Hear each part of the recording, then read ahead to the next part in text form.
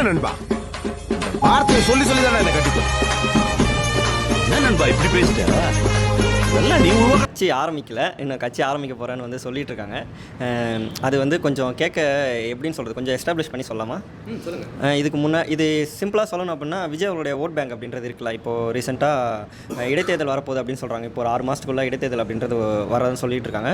திருச்சி கிழக்கு அப்படின்றது மட்டும் இல்லை, ஏடிஎம்கேல எம்எல்ஏவாக இருந்து ராஜினாமா பண்ண அந்த ஒரு 4 எம்எல்ஏ இல்லை 5 அடிஷ்னலாக கூட இன்னும் ஆவாங்க. இன்னும் அதுக்கு டைம் அப்படின்றது இருக்குது. அந்த இடைத்தேர்தலில் வர்றதுக்காக அந்த இடத்துல ஓட்டை வந்து பிரித்து அந்த ஓட் பேங்கை வந்து உடைக்கணும் அப்படின்றதுக்காக அண்ணாமலை அவர்கள் கட்சி ஆரம்பிக்க போகிறேன் அப்படின்னு வந்து சொல்லியிருக்காங்கன்றதை அவர் அஃபிஷியலாக இன்னும் வந்து சொல்லியிருக்காரு அப்படின்றது எனக்கு தெரியல. பட் அது அப்படி ஒரு ரூமர் அப்படின்றது போயிட்டுருக்கு. அது உண்மையும் கூடி சீக்கிரம் அப்படின்றது வரும். மேபி அவருடைய இன்றைக்கி பிறந்தநாள் அப்படின்றதுனால இப்போ பேசிக்கிட்டு இருக்கிற இந்த தருணம் கூட வந்திருக்கலாம், இல்லை ஈவினிங்கோ இல்லை நைட்டோ இல்லை நாளைக்கு கூட வரலாம். இதில் ஒரு பின்புலம் என்னென்னா, இன்னொரு குருமா வேலை யாரோ ஒருத்தங்க பண்ணிட்டு இருக்காங்க அப்படின்றது. ஆல்ரெடி ஒருத்தர் வந்து ஒரு குருமா வேலை பண்ணார். அந்த குருமாவை கிண்டி மறுபடியும் கெட்டு போகாத அளவுக்கு மறுபடியும் பார்த்துக்கிட்டு மறுபடியும் இன்னொன்று ஸ்டார்ட் பண்ணலாம் அப்படின்றது. இல்லை யார் பேர் அடிப்படுறதுன்னா, நான் யார் பேர் சொல்கிறேன் அப்படின்றது பேசுகிறதே தெரிஞ்சிருக்குன்னு நினைக்கிறேன். சூப்பர் ஸ்டார் ரஜினிகாந்த் அவர்கள் பேர் தான். ஆல்ரெடி ஒரு மெஜாரிட்டி அப்படின்றது கையில் வச்சுருந்தாங்க டிவிகே சைடில் 108 அப்படின்றது. ஆட்சி அமைக்கிறதுக்கு 118 வேணும் அப்படின்றதுனால ஏடிஎம்கே ப்ளஸ் டிஎம்கே அலையன்ஸ் சேர்ந்து அதில் யார் முதல்வர் அப்படின்றது நீங்களுக்குள்ளேயே தேர்ந்தெடுத்துங்க அப்படின்ற மாதிரி ஒரு ஐடியா ரஜினி அவர்கள் தான் கொடுத்தாங்க அப்படின்ற மாதிரி வந்து சொன்னாங்க. அதுக்கு காலம் காத்திருந்து பதில் சொல்லணும் அப்படின்னு முன்னாடி ரஜினி சொன்னார். ஆனால் அவர் தான் காத்திருந்து பதில் சொன்னார். சரி, இப்போ மறுபடியும் என்னென்னா, அண்ணாமலைக்கு பேக் சைட் மீன்ஸ் பேக் போனாக இருந்து ரஜினி அவர்கள் தான் இயக்க போகிறாரு அப்படின்ற மாதிரி சொல்லிட்டு இருக்காங்க. இதில் வந்து கிட்டத்தட்ட ஒரு பேட்டி மூலியமாவோ இல்லை நியூஸ் சேனல்ஸ் மூலியமாவோ அஃபிஷியலாக சொல்லாமல் ஒரு பேக் போனாக ரஜினி அவர்கள் தான் இதை வந்து இயக்க போகிறாங்க. மறுபடியும் இது எதை காமிக்குது அப்படின்னா, ஒரு வன்மத்தை அப்படின்றது தான் காமிக்குது. தேவையில்லாமல் இது வந்து யார் சீண்டி விட்டுட்டு இருக்காங்க, யாருக்கு வந்து ரஜினி அவர்கள் வந்து ஐடியா கொடுத்துட்ருக்காங்க அப்படின்றது வந்து தெரியல. இது மூலயமா ரஜினி அவர்கள் தான் கிட்டத்தட்ட ஒரு பேக் ஃபேர் அப்படின்றது இருக்கும். அண்ணாமலை அவர்கள் கட்சி ஆரம்பித்து ஒரு அண்ணாமலை இல்லை, 100 அண்ணாமலை இல்லை, லட்சம் அண்ணாமலை, கோடி அண்ணாமலை வந்தாலும் விஜய் அவர்களை வந்து வீழ்த்த முடியாது. அதாவது இப்போது பிஜேபியிலேருந்து அவர் விலகி வந்தது ரொம்ப ரொம்ப சந்தோஷமான விஷயம். ஏன்னா அந்த கட்சியில் வந்து பார்த்தோன்னா கொஞ்சம் மெச்சூராக, கொஞ்சம் வந்து பார்த்தோன்னா ஒரு நாலேஜபிளான பர்சன் யாருன்னா அண்ணாமலை குப்புசாமி அவர்கள் தான். ஏன்னா அந்த அளவுக்கு வந்து பார்த்தோன்னா டெசிஷனாக இருக்கட்டும், அந்த ஒரு இன்வெஸ்டிகேஷன் இருக்கட்டும், எதுவாக இருந்தாலுமே அவர் வந்து ஒரு ப்ராப்பராக பண்ணுற ஒருத்தர். ஆனால் அவருக்கு மேலே ஒரு சாயம் பூசினது என்ன அப்படின்னா, இவர் வந்து பாரதிய ஜனதா கட்சி அப்படின்ற அந்த ஒரு விஷயம் மட்டும்தான். மற்றபடி ஒரு நல்ல மனுஷன் தான். ஆனால் ஒரு சில விமர்சனமும் அவர் மேலே இருக்குது. அவர் சனாதனத்துவத்தை தூக்கி பிடிக்கிறாரு அப்படி இப்படின்னு நிறையா ஒரு விமர்சனம் அவர் மேலே இருந்துச்சு. ஸோ இன்றைக்கி வந்து அந்த சாயத்திலேருந்து அவர் வெளியே வந்திருக்காரு அப்படின்றதே ரொம்ப சந்தோஷமாக தான் இருக்குது. என்னோடய ஒப்பீனியன் வந்து இத்தனை நாளாக வந்து சிறந்த அரசியல்வாதி வந்து தப்பான கட்சியில் இருந்தாருன்னு சொல்லிட்டு தான் வருத்தமாக இருந்துச்சு.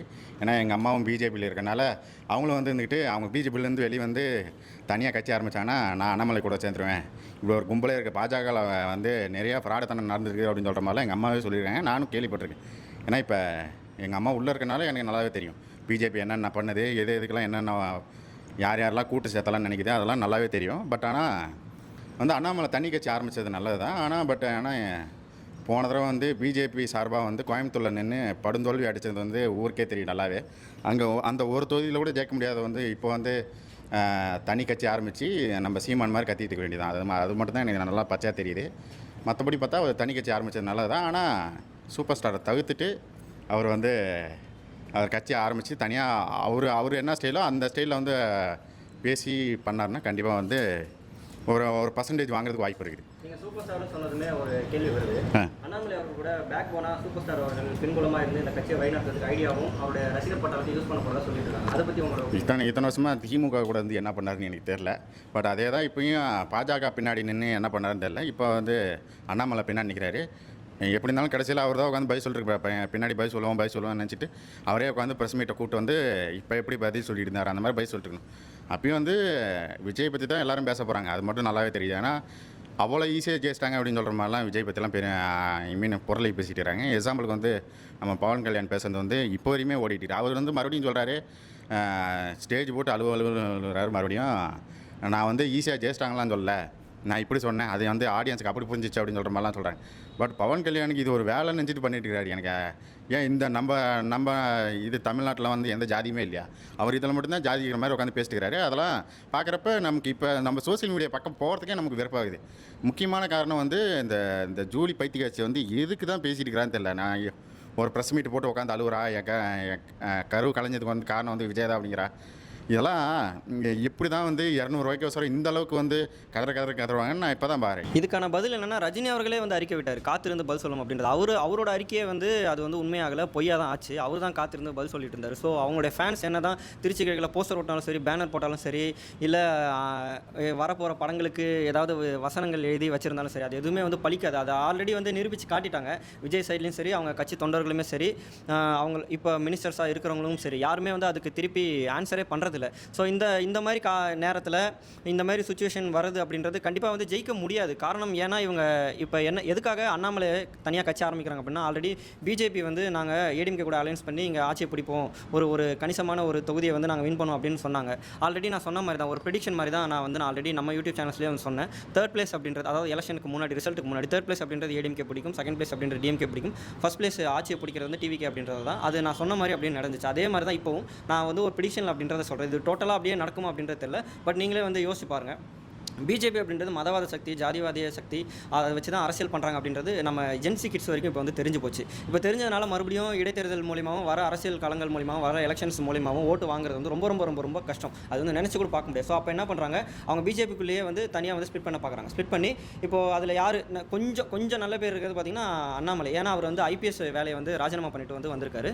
ஸோ அதனால் அவர் தலைமையில் ஒரு தனியாக ஒரு பார்ட்டி ஆரம்பித்து அவர் ஒரு ஓட் பேங்க் அப்படின்றது மூலயமா தனியாக ஸ்பிட் பண்ணி அப்படின்ற மாதிரி வச்சிருக்காங்க. ஆனால் இதில் ஃபைனலாக சொல்லணும் அப்படின்னா ரெண்டு பேருக்கு நடுவில் தான் போட்டியே. ஒன்று அண்ணாமலை அவர்களுக்கு, இன்னொன்று வந்து சீமான் அவர்களுக்கு. 2 பேர் வந்து டெபாசிட் கூட வந்து வாங்க மாட்டாங்க வரப்போகிற இடைத்தேர்தலில்.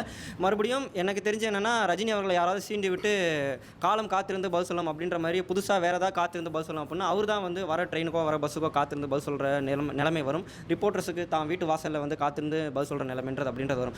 நான் இப்போ தான் பாரு. ஏன்னா இப்போ சோசியல் மீடியா பக்கமே போக முடியல. இன்னொருத்தர் உட்காந்து அலுவலன்னு ஒரு பெரிய மீசை வச்சுக்கிட்டு ஒருத்தர் அழுவார். அதை நீங்கள் போய் பார்த்துக்கோங்க. டிவிக்கு எதிர்போட்டெல்லாம் பிரிக்கலாம் முடியாது. அண்ணாமலை வந்து அவருக்குன்னு ஒரு இது இருக்குது. பட் அவர் வந்து நார்த்தில் வேணால் கிங்காக இருக்கலாம். பட் சவுத்தில் வந்து அவரை தோட்டத்துக்குலாம், இங்கே நம்ம தளபதி தோட்டத்துக்குலாம் வாய்ப்பே இல்லை. ஏன்னா தளபதி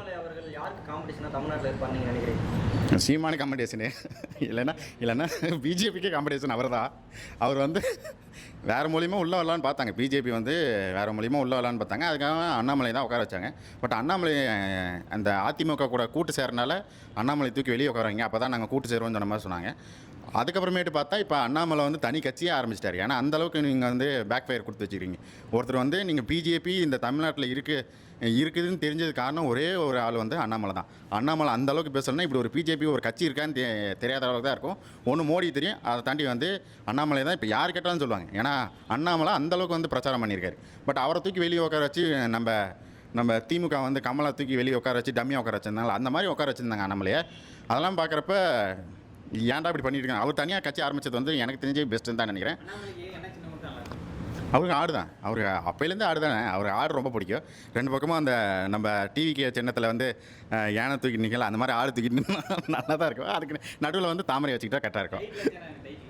டைட்டில் வந்து அவர் எப்பயுமே தமிழகன்னு முன்னாடி ஏதாவது ஒன்று வைப்பாருன்னு நினைக்கிறேன். ஏன்னா இப்போ தமிழ்நாட்டில் வந்து அந்த மாதிரி வச்சா தான் வந்து நம்ம தமிழன்னு சொல்லிட்டு அந்த மாதிரி பேசுவாங்க. பட் ஆனால் தமிழனுக்கு முன்னாடி ஏதாவது ஒன்று இருக்கும், ஏதாவது முன்னாடி பின்னாடி எங்கேயோ ஒன்று வரும். அதே மாதிரி இப்போ புதுசாக கட்சி ஆரம்பிச்சிருக்கிறாரு. ஸோ அவர் என்ன வந்து கொள்கையில் ஆரம்பிச்சிருக்கிறாரு அப்படின்றது வந்து தெரியல. ஆனால் வந்து தமிழ் மக்களுக்கு ஏதோ ஒரு விஷயம் பண்ணணும் அப்படின்றதுக்காட்டி இவர் இப்போ வந்து புதுசாக கட்சி ஆரம்பிச்சிருக்காரு அப்படின்றத நம்ம சொல்லலாம். அதே மாதிரி இதே வந்து பார்த்தோன்னா ஒரு குறிப்பிட்ட இப்போ ஒரு கட்சியில் இருக்கிறவர், அதாவது முதலமைச்சரை வந்து பார்த்தோன்னா பீட் பண்ணுறதுக்காக வந்து இந்த கட்சி ஆரம்பிச்சிருக்கேன்ற மாதிரி அவர் சொல்ல மாட்டாருன்னு நம்புகிறேன். ஆனால் அந்த மாதிரி சொல்லிட்டாங்க அப்படின்னா இந்த வருஷத்தோட ட்ரோல் மெட்டீரியல் எந்த கட்சிக்கு வந்து பார்த்தோன்னா இன்னும் 0% இருக்கோ அந்த கட்சிக்கு தான் ப்ரோ காம்படிட்டர் இருக்கு. என்ன ப்ரோ அது அவர் தான் ப்ரோ சொல்லணும். அதான் ஆட்டுக்குட்டி சின்னம். அதே மாதிரி இதில் வேற அதே மாதிரி இன்னொரு நபரும் வந்து பார்த்தோன்னா அந்த கட்சியில் இணையிறாங்க அப்படின்ற மாதிரி சொல்லிட்டு இருந்தாங்க. அந்த ஒருத்தர் வந்து பார்த்தோன்னா பல இடத்துல சகுனி வேலை பார்த்தது மட்டும் இல்லாமல் பல இடத்துல சகுனி வேலை காட்டினதும் இல்லாமல் இப்போ வந்து இன்னொரு புது கட்சிக்கு வந்து பார்த்தோன்னா சகுனி வேலை பார்க்கலாம் அப்படின்னு ஒருத்தர் வந்திருக்கிறாரு அப்படின்றது வரும். யாராவது கட்சி ஆரம்பித்தா இனிமேட்டு சொல்கிறேன், ரஜினி அவர்களுக்கு கையிலே வந்து அடுத்த படங்கள் இருக்குது. ஜெயிலர் 2 வந்து படம் வந்து ரிலீஸ் ஆகணும். இந்த மாதிரி நேரத்தில் இப்படி பண்ணிட்டு இருந்தால் பராசக்திக்கு எப்படி வந்து பைக்காட் அப்படின்றது போச்சு, அதே மாதிரி தான் ஜெயிலர் 2க்கும் வந்து பைக்காட் போனாலும் ஆச்சரியப்படுறதுக்கு அப்படின்றது இல்லை. ஏன்னா அந்த படத்தில் ஷாருக் கான் அவர்கள் கேமியோ ரோல் நடிக்கிறதா வந்து சொல்லிட்டு இருக்காங்க. அது வந்து இப்போ வந்து ஹோலில் இருக்குது. அது நிறைய பேருக்கு வந்து தெரியல. ஷாருக் கான் அவர்கள் வந்து ஓகே சொல்லலை. அந்த ரோல் மட்டும் கேமியோ ரோல் மட்டும் வந்து ஹோலில் வந்து வச்சிருக்காங்க. அப்போனா பாருங்க விஜய் அவர்கள்கிட்ட இவங்க வந்து வாய் விட்டது எந்த அளவுக்கு வந்து இம்பாக்ட் பண்ணியிருக்கு அப்படின்றது. ஸோ நம்ம பேரை வந்து கெடுத்துக்க வேணாம் அப்படின்றது. ஏன்னா விஜய் அவர்கள் இப்போ அலையன்ஸ் வச்சிருக்கிறது காங்கிரஸ் கட்சியோட. ஸோ 2029 எலெக்ஷனுக்கு காங்கிரஸ் கட்சியோட அது வரைக்கும் நாங்கள் வந்து அலையன்ஸ் வச்சிருப்போம் அப்படின்ற மாதிரி அஃபிஷியலாக வந்து சொல்லிட்டாங்க. ஸோ அப்போது 2029 எம்பி எலெக்ஷனுக்கு அப்போது விஜய் அவர்கள் இங்கே சவுத்தில் மட்டும் இல்லாமல் நார்த்லேயும் போய் கான்சன்ட்ரேட் பண்ணால் அப்போது அங்கே அவர்கள் வந்து நிறையா கூட்டம் வரும். அவரும் ஒரு செலிபிரிட்டி, இப்போ அவர் வந்து சீஃப் மினிஸ்டர் அவர் ஆகிட்டார். ஸோ இந்த கூட்டங்கள் வந்து நமக்கு பாதகமாக ஆகிடுமோ அப்படின்ற மாதிரி அங்கே இருக்கிற ஆக்டர்ஸ் வந்து யோசிக்கிறாங்க. ரஜினி அவர்களுடைய படத்தில் கேமியோ ரோல் நடிக்கிறதுக்கே வந்து யோசிக்கிறாங்க. ஸோ அப்போ இந்த இம்பாக்ட் அப்படின்றது ரஜினி அவர்கள் வந்து யோசிக்கணும். இது வர அடுத்தடுத்த படங்களுக்கும் அவர்களுக்கு வந்து கேள்விக்குறி அப்படின்றது. ஏன்னா இப்போ அவருடைய அடுத்த படமே, அதாவது ஜெயிலர் 2க்கு அடுத்த படமே யார் டேரக்டர் அப்படின்னு இன்னும் ஃபைனலைஸ் பண்ணல. சுந்தர் சின்னாங்க, அதுக்கப்புறம் டிராகன் மூவி டேரக்டர் அப்படின்னாங்க, அதுக்கப்புறம் வந்து கண்ணும் கொள்ளையடித்தால் டேரக்டர்னாங்க. இன்னும் வரைக்கும் வந்து ஃபைனலைஸ் பண்ணல, அப்படியே வந்து போயிட்டு இருக்கு. அப்புறம் இதே போகிற நிலைமையில் பார்த்தா கமல் அவர்களும் ரஜினி அவர்களும் சேர்ந்து நடிக்கக்கூடிய படங்களும் ட்ராப் பண்ணாலும் ஆச்சரியப்படுத்தல அப்படின்ற மாதிரி தான் இருக்குது. நான் என்ன சொல்கிறேன்னா, ரஜினி அவர்கள் மேலே வன்மத்தில் சொல்லலை, ரஜினி அவர்கள் யாரோ உசுப்பேத்தி விட்டுட்டு இந்த மாதிரி வந்து பண்ணிட்டு இருக்காங்க. ஜாலியாக இருக்கலாம், படம் நடிக்கிறாங்க, என்னென்னு சொல்கிறது, ஆடியன்ஸை பிடிக்கலாம், மறுபடியும் வந்து குழந்தைங்களை வந்து இம்ப்ரெஸ் பண்ணலாம்.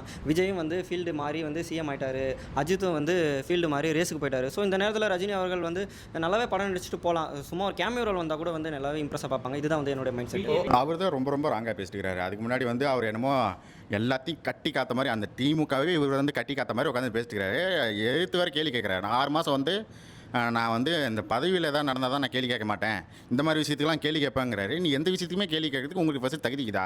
நீங்கள் அதுக்கு முன்னாடி 5 வருஷமாக என்ன பண்ணீங்க ஃபஸ்ட்டு அதை ஃபஸ்ட்டு சொல்லுங்களேன். அதுக்கு முன்னாடி 75 வருஷம் கட்சின்னு சொல்கிறீங்க. இந்த 5 வருஷத்தில் நீங்கள் என்னென்ன ஊழல் பண்ணீங்க வந்து அதெல்லாம் வந்து தெரியாமே உட்காந்துட்டு விஜய் வந்து கேள்வி கேட்டுருக்காங்கன்னா எனக்கு சிஎம் விஜய் வந்து கேள்வி கேட்டுருக்காங்கன்னா எனக்கு அது சுத்தமாகவே புரியல.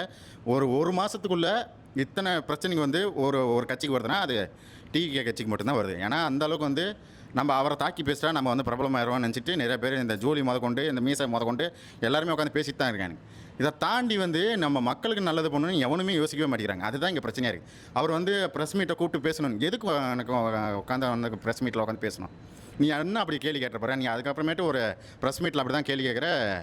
என்னது திருசா வந்து விஜய் கூட போயிட்டுருக்காங்க, நீங்கள் எப்போ போவீங்க அப்படின்னு பிரியா பவானி அந்த பொண்ணு பேர் என்னதுன்னு தெரில, இல்லை மாளவிகா மோகன், அந்த மாளவிகா மோகன்கிட்ட போய் நீங்கள் எப்போ போவீங்க அப்படின்னு சொல்லிக்காங்க. இதெல்லாம் இப்படிலாம் ஒரு கேள்வி கேவலமாக கேட்டு இதெல்லாம் வந்து இப்படிலாம் கேள்வி கேட்டால் அதுக்கப்புறமேட்டு அவர் எப்படி பை சொல்லுவார் உட்காந்து? உங்களுக்குலாம் எதுக்கு பை சொல்லணும்னு ஃபஸ்ட்டு நான் கேட்குறேன். இப்படி கேவலமாக மீடியாங்கிறது வந்து உண்மையை பற்றி பேசினா பிரச்சனை இல்லை. இந்த மாதிரி கான்ட்ரவர்சியாக கேள்வி கேட்டு இதெல்லாம் வந்து ஃபேஸ் பண்ணால் தான் ஒரு அரசியல்வாதி ஆக முடியும்னா அப்படி ஒரு அரசியல்வாதி ஆகணும்னு அவசியமே இல்லை. அவர் மக்களுக்கு நல்லது பண்ணணும்னு நினச்சிட்டு தான் உள்ளே வந்திருக்காரு.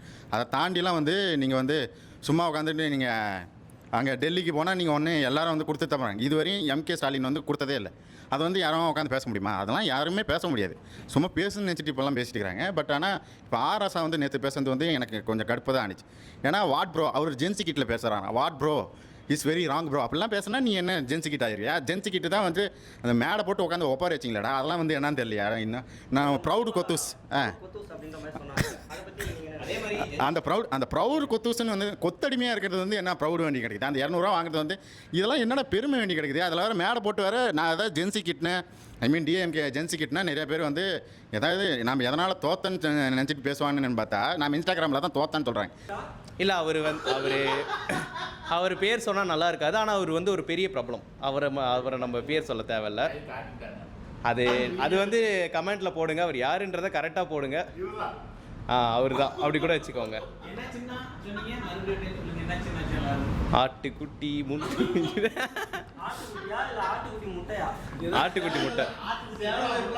ஆட்டுக்குட்டி முட்டை தாங்க. ஏங்க நாங்கள் ஆடு சின்னம் தாங்க எதிர்பார்க்குறோம். அந்த ஆடு சின்னம் தான் வரணும், ஓகேங்களா? அதை தாண்டி வேறு எந்த சின்னம் இருக்கக்கூடாது.